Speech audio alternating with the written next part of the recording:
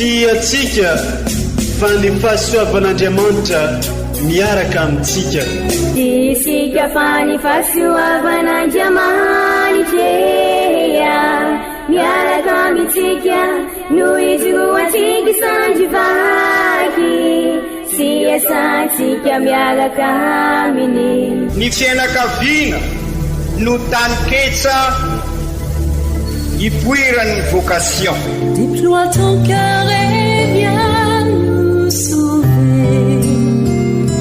Délivre-nous de tout. Fa sisika tokoa fa ny fahasoavan'Andriamanitra miaraka amintsika. Sisika fa ny fahasoavan'Andriamanitra miaraka amintsika noho izy ho antsika sandrivaky sy asantsika miaraka aminy. Fa olo raika atokotrantsika ao aminy, fianakaviana iray ao aminy, tsy misy hevitrevitra. Ny olo no mampizara indraindray, fa Andriamanitra i Jesoa lay mpiantony tsara ran'olotra ny aina, olo raika. Ary ao amin'ny fiangonana, ao amin'ny eglizy dia sambatra antsika mahasapa an'izay.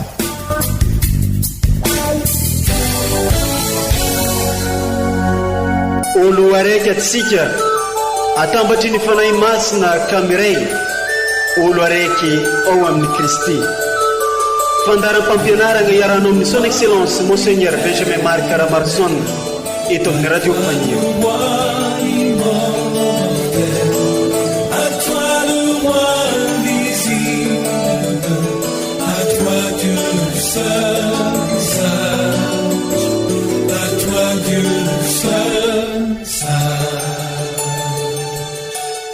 Faly magnano mbola tsara atsika jiaby agnan-tokantrano sy amin'ny toerana maro samihafa izay mitandregny sy magnaraka trano ny radio faniry amin'izao fotoana izao.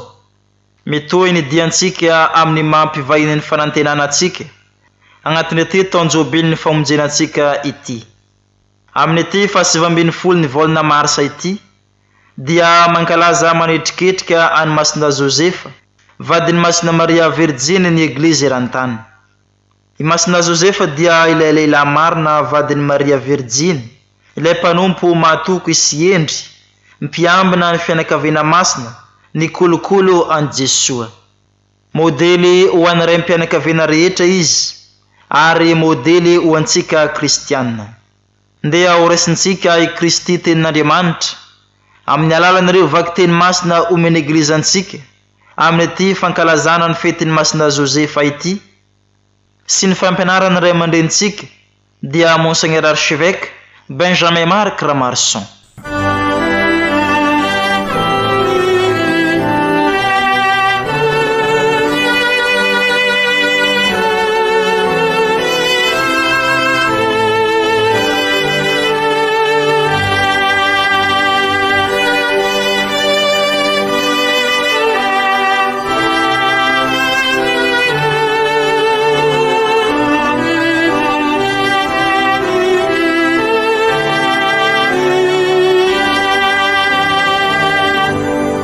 Fankalazana ny tenin'Andriamanitra, vaky teny masina voalohany, boky faharoa ny Samuela. Tamin'izany andro izany dia tonga tamin'ny Natana ny tenin'ny Tompo nanao hoe: mandehana lazao amin'ny mpanompoko amin'ny Davida hoe, izao ny lazain'ny Tompo, raha efa tapitra ny andronao ka mandry amin'ny razanao ianao, dia atsangako ny taranakao manaraka anao izay alohaky ny kibonao, ary ho amafisiko ny fanjakany. Izy no anorina trano ho any anarako, ary ho amafisiko mandrakizay ny seza fiandrianany fanjakany. Ho toy ny iray ho azy aho, ary izy dia ho toy ny zanaka ho ahy. Fa ho azo antoka ny faharetan'ny tranonao sy ny fanjakanao eo anatrehako mandrakizay, ary iorina mandrakizay ny seza fiandriananao. Izany ary ny tenin'ny Tompo, hisaorana ny Andriamanitra.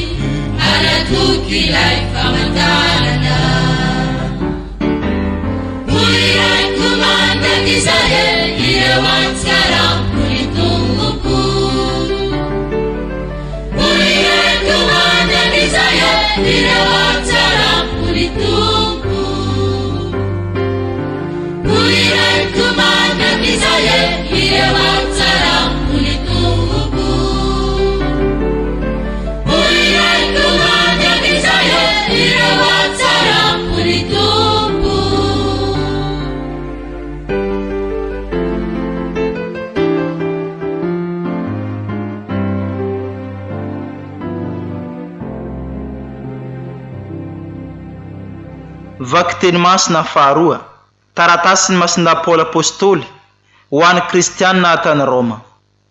Ry kristianina havana, tsy ny lalàna no nahazoan'i Abrahama sy ny taranany fampanantenana andova izao tontolo izao, fa ny fahamarinana avy amin'ny finoana. Koa ny finoana no andovana mba ho araky ny fahasoavana, ka ho mafy ho an'ny taranaka rehetra ny fampanantenana, dia tsy ho an'izay amin'ny lalàna ihany, fa ho an'izay amin'ny finoan'i Abrahama koa. Satria raintsika rehetra izy, araka ny voasoratra hoe, natsangako ho rain'ny firenena maro ianao. Eo anatrehan'izay ninoany, dia Andriamanitra ampamelona ny maty, sy mpiantso ny tsy misy toy ny misy. Nino izy? Fa nanantena, na dia tsy nisy tokony anantenany aza. Ka tonga rain'ny firenena maro, araka ny voalaza taminy hoe, ho tahaka izany ny taranakao, koa no tanàna ho fahamarinana izany.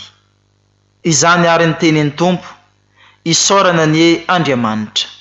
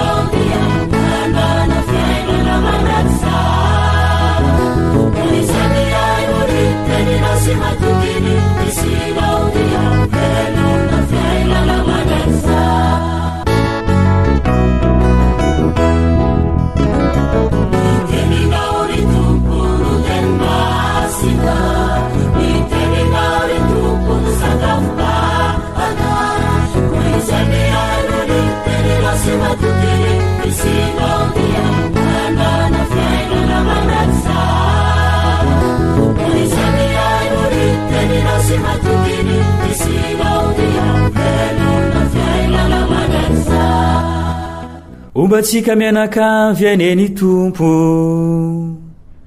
ho tanteraka tokoa ne izany evanjely masina nisorohatany masinda Matio, voninahitra ne ho anao ry Tompo. I Jakoba niteraka ny Josefa vadiny Maria izay niteraka ny Jesoa ilay atao hoe Kristy, ary toy izao no nahaterahany Kristy. I Maria reny dia efa fofombadiny Josefa, fa raha mbola tsy niray tragno izy ireo dia hitany fa nanana anaka avy tamin'ny fanahy masina izy. Ary Josefa vadiny, no izy lehilahy mariny sady tsy te hanala baraka azy, dia nikasa ametraka azy mangingina. Nefa raha mbola nieritreritra izany izy, indro nisy anjelin'ny Tompo niseho taminy, tamin'ny nofy ka nanao hoe: ry Josefa zanaka Davida, aza matahotra ampakatra ny Maria vadinao, fa ny zaza ao ankibony dia avy amin'ny fanahy masina. Ary hiteraka zazalahy izy, ka ny anarany ataonao hoe Jesoa, fa izy no amonjy ny ologno afaka amin'ny fahotana. Ary rehefa nahatsaro tamin'ny torimaso Josefa, dia nanao arak'izay nandidiany anjelin'ny Tompo azy.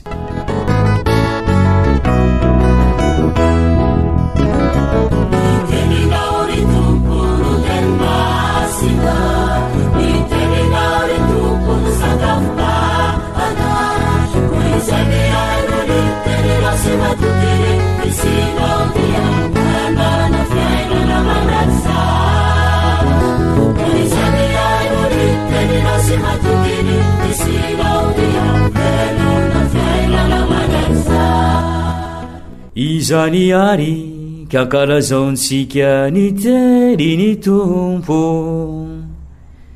neraneo anao ry Kristy.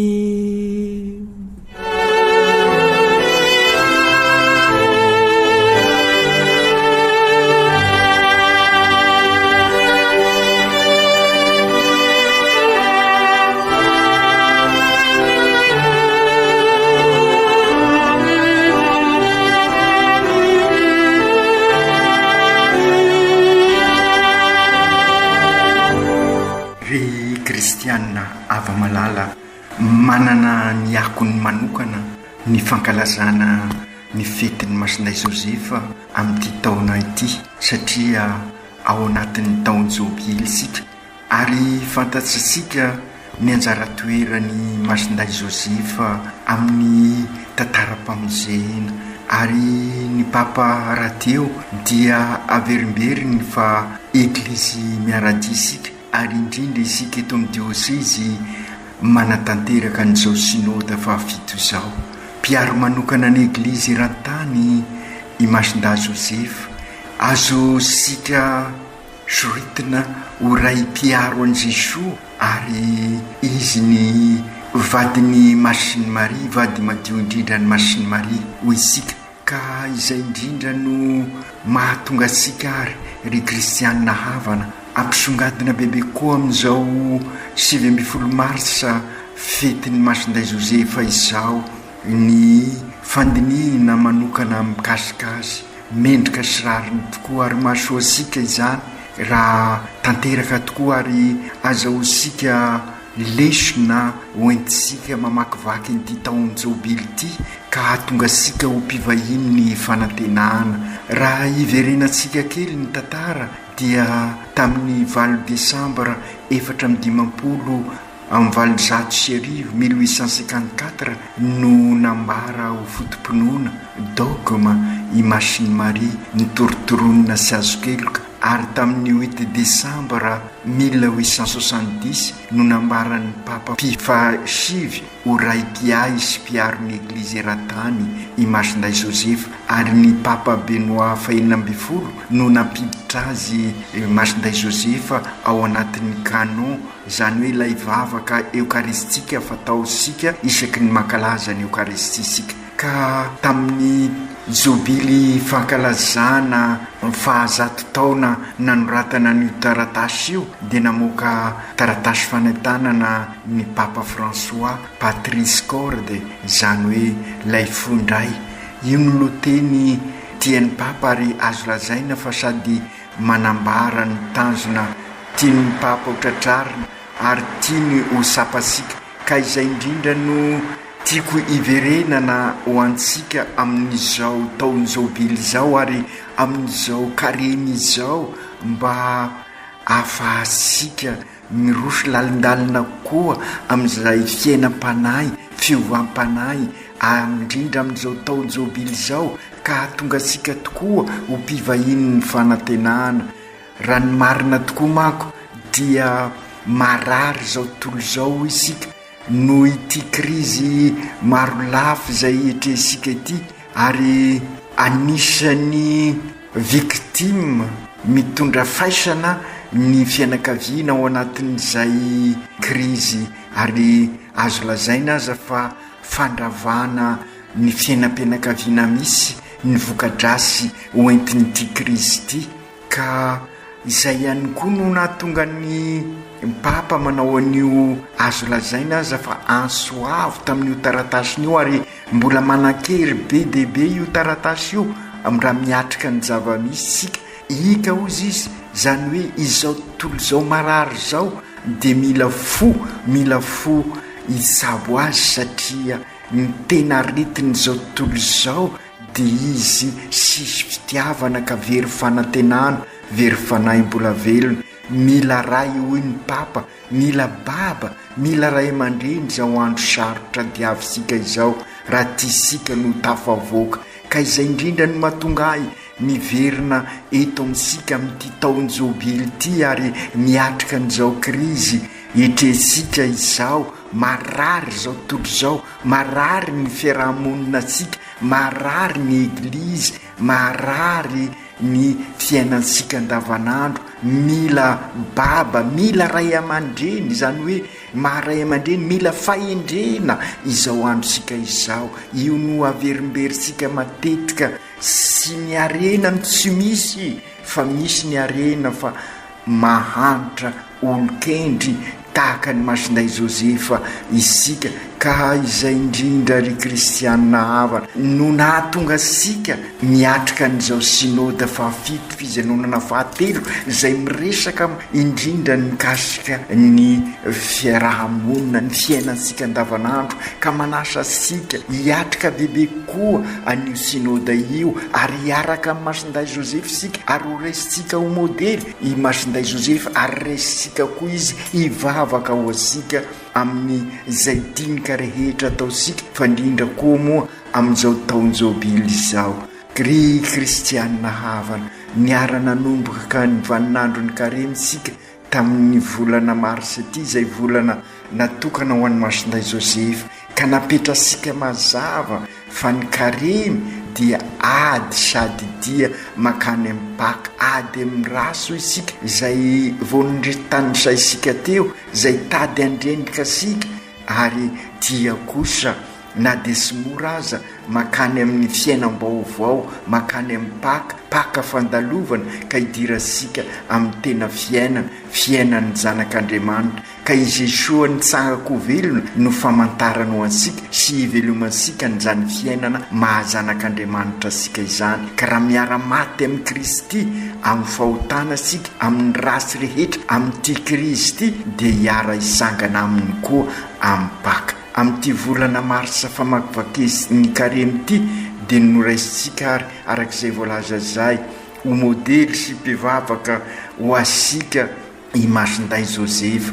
Ary masinday Josefa dia fantatra sika koa fa sy nandeha ho azy ny fiainany ho azy, ary fantatra sika sara ny ainany.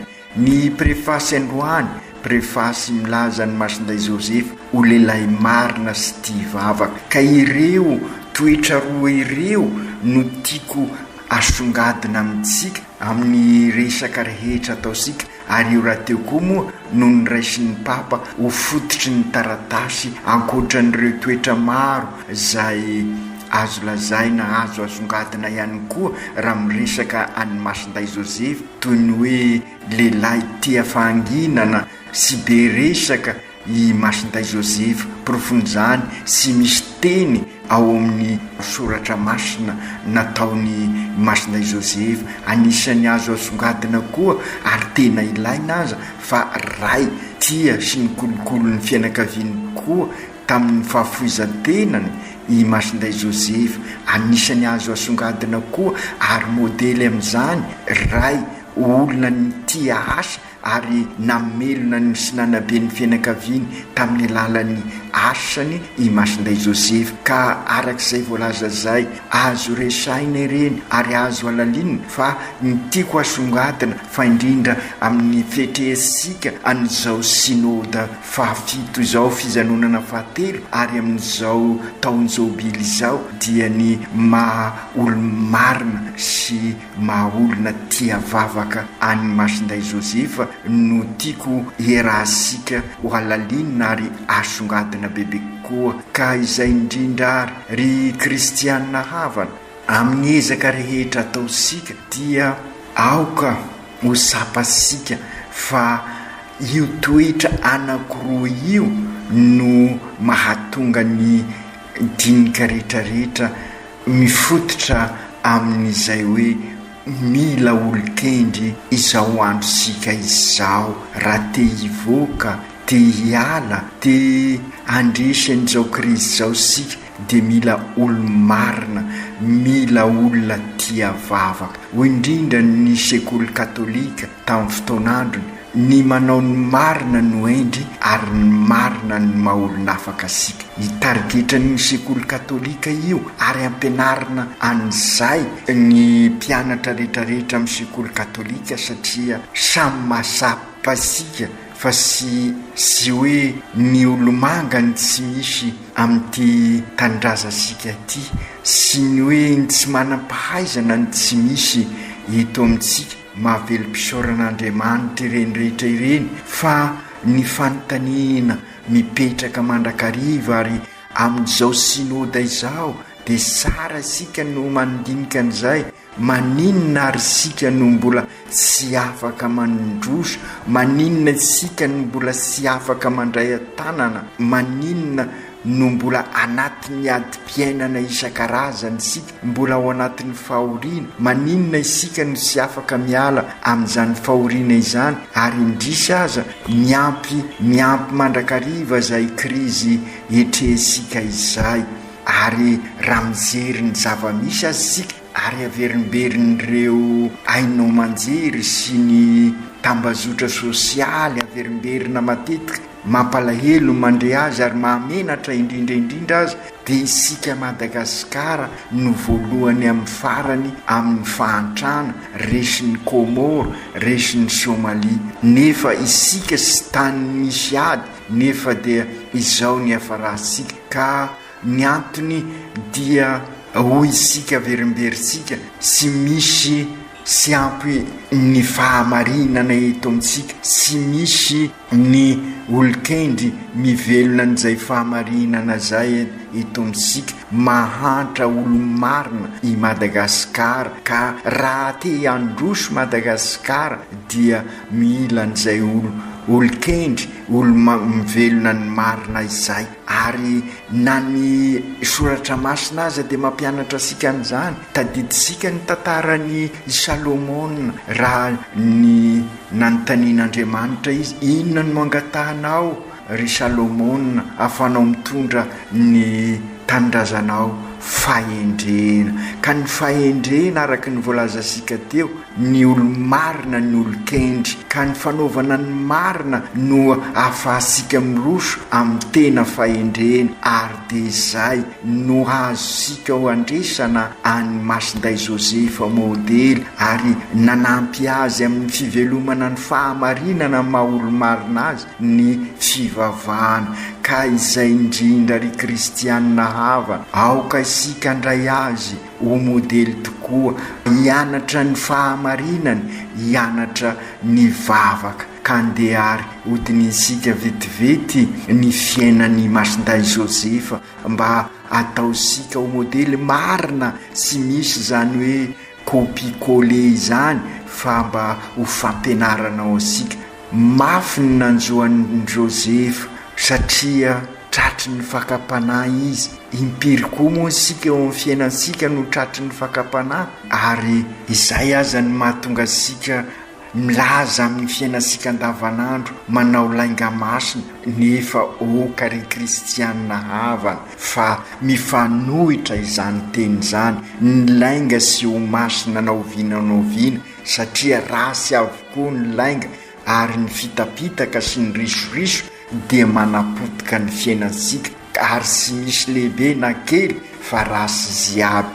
Ka okary ho tahaka ny Masinday Josefa isika, mandinika tsara ny fiainana ary ny vavaka izy ka nahatonga azy nametraka safidy eo amin'ny fiainany.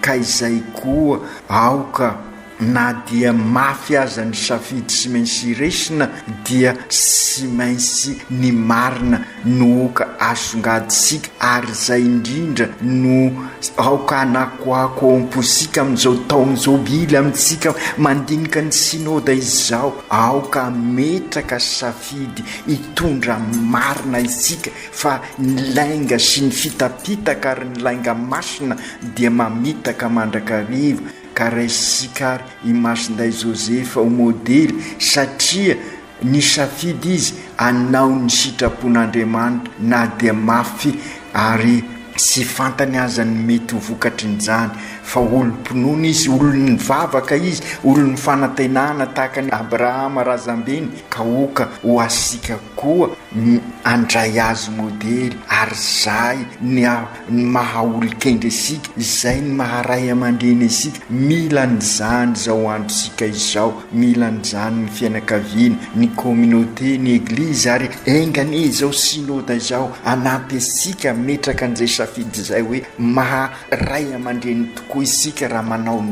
marina ary ao anatin'ny rariny sy misiny. Fantasika ny sedra maro tamin'ny masinday Josefa nefa nitoetra tao anatin'ny fahamarinana izy. Zay ny antony ny fidianan'Andriamanitra azy ka nianso azy Andriamanitra ho ray mpitaizany Jesoa. I masinday Josefa no ny kolokolo sy nanabe ny zanak'Andriamanitra. Izy no nanome ny anarany zanak'Andriamanitra, nataony hoe Jesoa no anarany tahaka ny Zakaria rehefa nanontaniana hoe iza no anarana omena ny zanakao dia nomeny ny anarana hoe Zoany, ilay malala an'Andriamanitra. Toy izay koa maharay an Josefa dia nanome ny anarany zanany izy ka izay ry kristianina havana niafatra tiana ampitaina amintsika. Aoka ho ray aman-dreny anome anarana mendrika ny zanasika mba hivelomany an'izany anarana zany ka hahatonga azy olo-mendrika sy ny anarana no tiana ambara eto fa matoy Josefa nanome anarana an Jesoa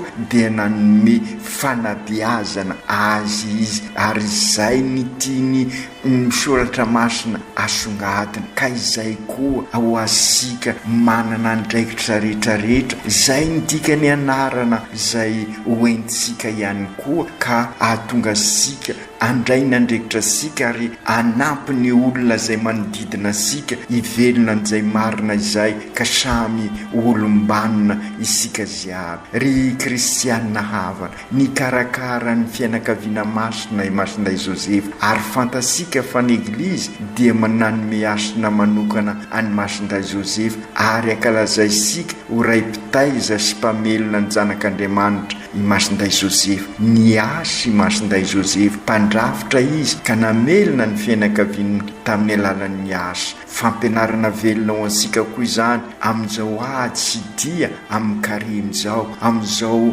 fetresika ny krizy izao. Ny asa no anisan'ny mahaolona sika ka okarisika anaka tanteraka sara ao anatin'ny fahamarina ny asa zay tandrifa isika. Aza variana amin'renirendrendry isan-karazany reny sika. Misy aza olona amin'ny ora fiasana dia lany fotoana amin'ny zavatra hafa, variana amina fanaovana zavatra hafa ary hatramin'ny finanana katy azy ka sy tanteraka araka ny tokony ho izy ny asa ka okarisika hiady amin'ny akamoana, amin'ny zava-mahadomelona izay manapotika ny asa izay sy mendriky ny maha zanak'Andriamanitra sika. Tiaro ny zanak'Andriamanitra i Josefa, feno ahiahy izy hatramin'ny voalohany.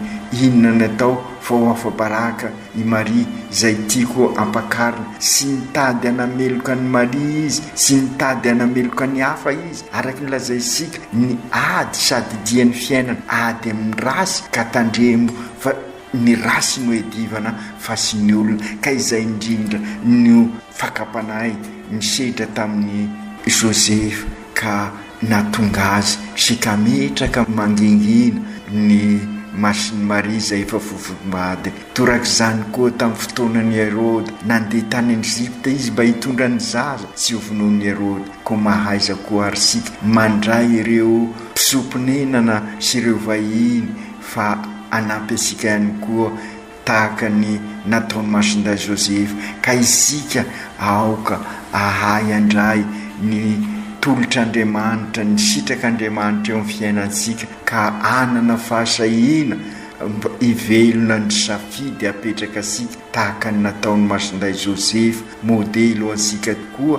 I Masinday Joseph na dia sy be teny azy mahavariana io toetra anankiray sy be teny io ka tiako hiverenana vetivety amin'izao andro izay iainantsika izao. Indrisy fotoanany be resaka ary sy vitany resaka ambava fotsiny fa amin'ny alalan'ny itony Facebook, itony tambazotra sosialy sy ny sisa amin'ny aina manjery ka manjary be resaka ary fantatra sika ny vokatry ny ireny resaka be ireny na kely na lehibe dia mampiasa azy ka manjary potika ny fifandraisasika ka izay indrindra ko raisika ho modely fa indrindra amin'izao karemy izao amin'izao fanaovasika ny sinoda zao aoka ny teny avoaka sika mba teny marina ary ny marina ny maolona afaka asika ary ny marina ny afahasika manorina fifandraisana tena izy na ny fifandraisana amin'ny zavaboary zany na amin'ny fifandraisana amin'ny sika samysika na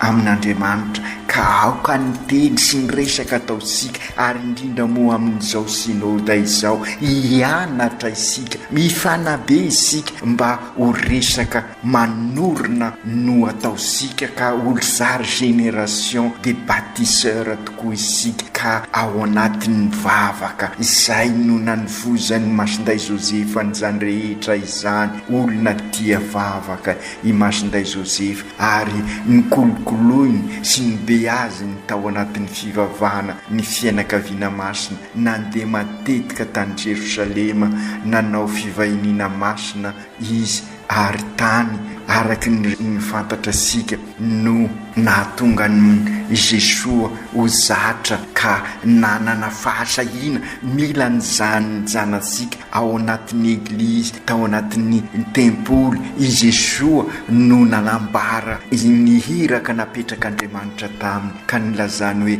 ato amiko ny fanahin'ny Tompo irainao itoro vaovao mahafaly vokatry ny fanabiazana no tovoziny tao amin'ny Josefa teo anivon'ny fianakaviana masina izany aoka amin'izao karemy izao anabe ny zanasika ao anatin'ny fivavahana isika fa ao no anivozana ny fanan'Andriamanitra ikolokolo sy anabe azy ireo ao anatin'ny tena fahendrena ao anatin'ny fahamarinana ao anatin'ny fitiavam-bavaka isika fantasika koa fa noho izay mahairay pitaizany Jesoa izay ary mpandrafitra azy dia nanome asina ny asa izy araky ny lazay isika teo ka nahatonga azy ho mpiaro ny mpiasa rehetra. Ry Jesoa misaotra anao zahay nanome anay any Josefa ho ray mpitaiza mpitaizanao ka amin'izao fotoana ankalazana manokana azy izao dia mivavaka ho an'ny ray mpianakaviana rehetra zahay ho an'ny tompon'andraikitra rehetra eo amin'ny lafim-piainana rehetrarehetra nara-panahy nara-batana nara-saina mba hakatahaka any Masinday Joseph ho modely tokoa ary vavaka ihany koa ho an'ny reo zay eo anivon'ny sehatra zay tena sarotra amin'izao fotoana izao masiaro manokana an'ireo mpitondra fanjakana tokoa izahay satria ray ihany koa ny mpitondra ray aman-dreny ka engany anana ny toe-panahin'ny Masinday Joseph izy ireo ka olo marina tokoa olona tia vavaka eo anivon'izy ireo mandrakarivana ny vavaka sy ny fitiavana sy ny fahatahorana Andriamanitra. Masinday Joseph ampio zahay amin'izao ady sady dia mitondra mipaka izao ka ny vavaka ao anie Masinday Joseph anova ny fonay ho fo vaovao anie no entinay mankalaza ny paka ka hiara isangana amin'ny Kristy tokoa izahay dia hoe ove missionnaire tabernakla velona anorina eglizy tranon'Andriamanitra ho mpivahiny ny fanantenana amafy hafaliana sy fiadanana ary fihavanana sady kristianina no malagasy anorina indray ny tranobe iombonana robaka mila orava sady tena marary enganianao ry Jesoa ho ivo ny fiainanay ka hay ampitrotra ny finoana sy ny fiainana andavanandro tahaka ny masinday Josepha izahay. Io ny lalana hitondranay amin'ny tena fandrosoana marina ao amin'ny fiadanana ka ho sitrana tokoa izao tontolo izao. Aoka tanteraka izany amin'ny anaran'ny Ray sy ny Zanaka sy ny Fanahy Masina. Amen.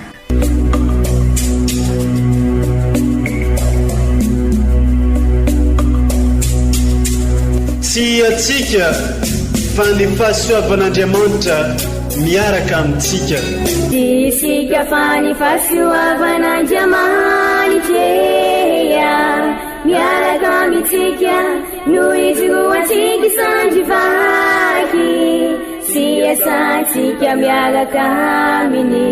Ny fianakaviana no taniketsa ipoiran'ny vocation. Déploie ton cœur et viens nous sauver. Délivre-nous de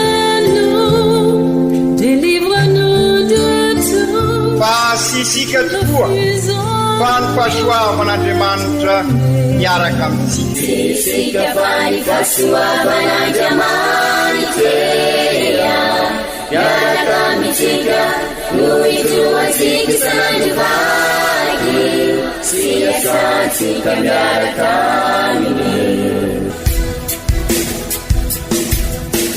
Fa olo raika tokoatranisika ao aminy, fianakaviana iray ao aminy, tsy misy hevitrevitra. Ny olo no mampizara indraindray fa Andriamanitra i Jesoa lay mpiandrony tsara ranolotra ny aina olo raika ary ao amin'ny fiangonana ao amin'ny eglizy dia sambatra atsika mahasapan'izay.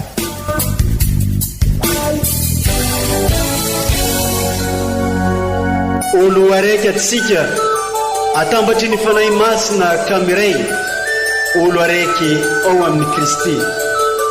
Fandaram-pampianarana iarahanao amin'ny son excellence Monseigneur Benjamin Marc Caramarson eto amin'ny radio Faniry.